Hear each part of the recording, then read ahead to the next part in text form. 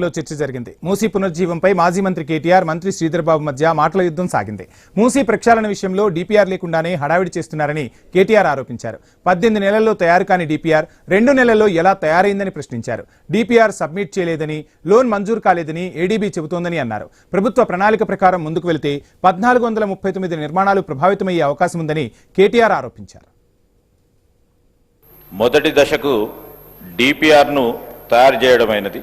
హిమాయత్ సాగర్ నుండి బాపుఘాట్ వరకు 9.2 కిలోమీటర్లు, రెండవది ఉస్మాన్ సాగర్ నుండి బాపుఘాట్ వరకు 11.8 కిలోమీటర్లు.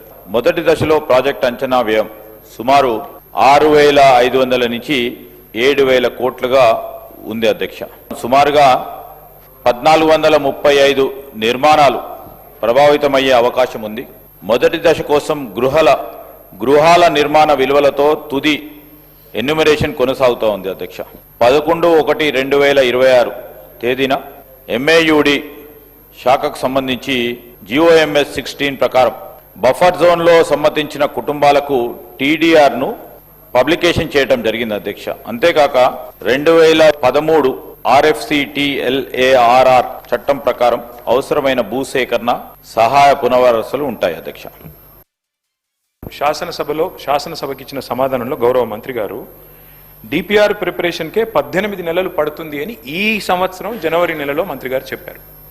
మరి డిపిఆర్ ప్రిపరేషన్కి 18 నెలలు పట్టే మాట నిజమే అయితే మళ్ళీ ఈరోజు మార్చిలో ఉన్నాం అధ్యక్ష. అంటే మంత్రి గారు సమాధానం చెప్పి 2 నెలలు కూడా కాలే. మరి ఇప్పుడు అకస్మాత్తుగా డిపిఆర్ ఎక్కడి నుంచి వచ్చింది? మంత్రి గారు దయచేసి అది ఉంటే కనుక మీ దగ్గర నిజంగానే కాపీ ఉంటే మరి 18 నెలల్లో అంటే అద్భుతమైన వేగం అది. మరి ఇంత మెరుపు వేగంతో గవర్నమెంట్ పనిచేస్తుంటే మేము కూడా అభినందనలు చెప్పాలి. కాబట్టి డిపిఆర్ 18 నెలల్లో తయారవుతుందని చెప్పి 2 నెలల్లో చేసిన ఈ చమత్కారం ఏదైతే ఉందో ఆ డిపిఆర్ దయచేసి సభ ముందు పెట్టాలి, సభ్యుల ముందు పెట్టాలనేది ఫస్ట్ డిమాండ్ సార్. ఎందుకంటే ఇది ప్రభుత్వం ఇచ్చిన సమాధానం. ఇన్ ప్రిన్సిపల్ ఏడీబీ అనేది మూసీ ప్రాజెక్ట్ కోసం లోన్ మంజూరు చేసింది అని మంత్రి గారు ఇచ్చిన స్టేట్మెంట్ శాసనసభలో ఇచ్చారు అధ్యక్ష.